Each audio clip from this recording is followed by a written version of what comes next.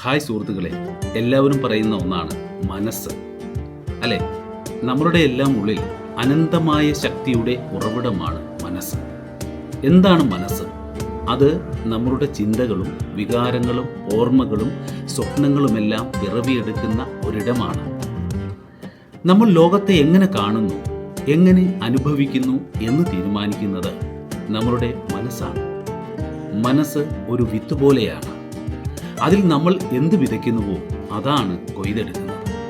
നല്ല ചിന്തകൾ വിതച്ചാൽ നല്ല ഫലങ്ങൾ ഉണ്ടാകും. ഭയവും ആശങ്കകളും മനസ്സിൽ നിറച്ചാൽ അത് നമ്മളുടെ ജീവിതത്തെ ബാധിക്കും. നമ്മുടെ മനസ്സിനെ നിയന്ത്രിക്കാൻ കഴിഞ്ഞാൽ നമുക്ക് എന്തും നേടാനാകും. പോസിറ്റീവ് ചിന്തകൾക്ക് പ്രാധാന്യം നൽകുക. ഓരോ പ്രതിസന്ധിയെയും ഒരു പാഠമായി കാണുക. നിങ്ങളുടെ മനസ്സിന്റെ ശക്തിയിൽ വിശ്വസിച്ച് മുന്നോട്ട് പോവുക.